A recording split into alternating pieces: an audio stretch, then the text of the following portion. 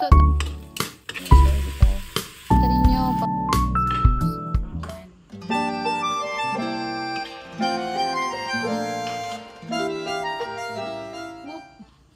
Luto taog, pako, karon. Lami kay ni. Oh, pako. Shout out sa mga friends na kung nagplano magluto og pako nga wala na dayon. Ako magluto o karon diri. Okay.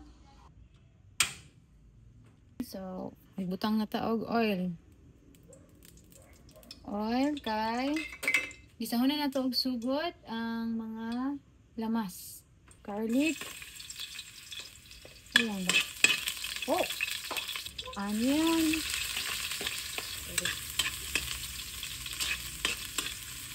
Na, butang rin natin yung ating ground pork.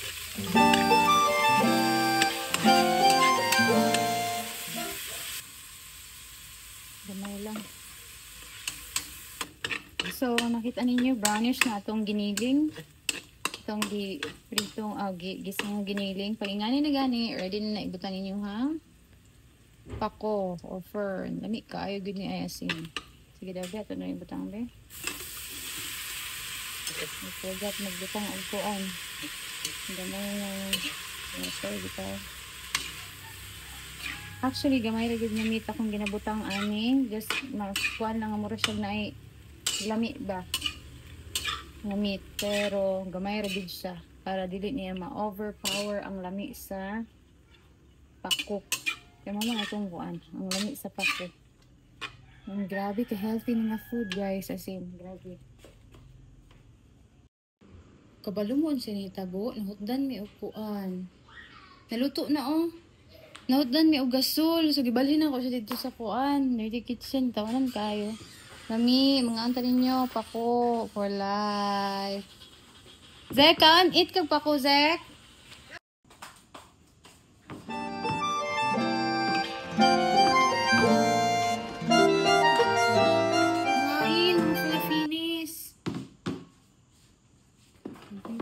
Cafe.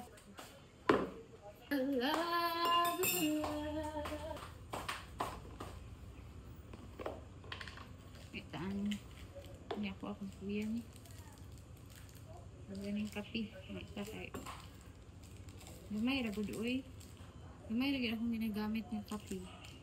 Igo lang ako makuan na simhot nga naay kape gamay. Okay na na siya. Ang kalapit.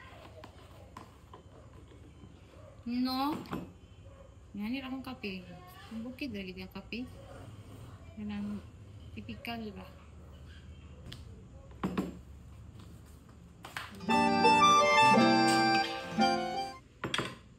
Saan gusto mo kaunan?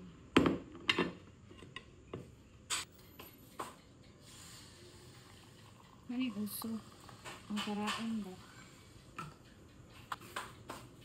Wah! Mamahaw! Kalibutan! Mamahaw! Let's go! Let's eat! Eat na! Alina! Eat! Dito ka tagana ni! Baho! Ulmit na! Shout out sa mga gakaon og pako and even sa mga dili gakaon og pako. Kabalo ba mo nga ang pako is rich siya sa vitamins, minerals, phytonutrients, and antioxidants, pati na macronutrients. Doon ni kalikos akong ikuan, gipalit. Duha ka likos na nawa, naunta. Let's eat!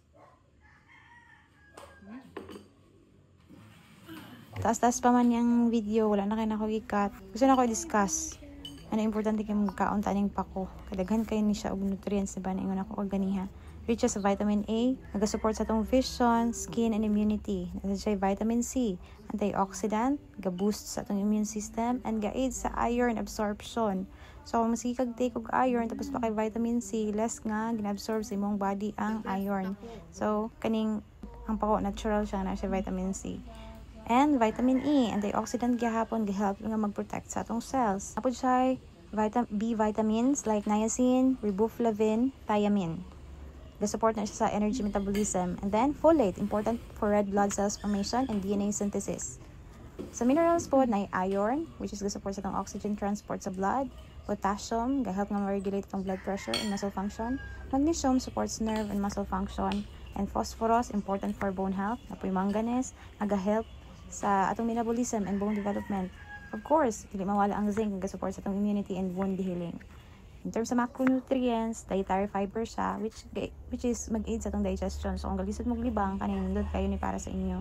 And, daghan po siya protein. Sa 100 grams na serving nimo, nakay 4 to 5 grams na protein makuha ana. And, low siya sa fat. At the same time, rich siya sa phytonutrients. It contains polyphenols and other compounds with anti-inflammatory and antioxidant properties. So, eat na mo. Zek, eat kautan, Zek. Zek! Zek! Eat kautan. Wow!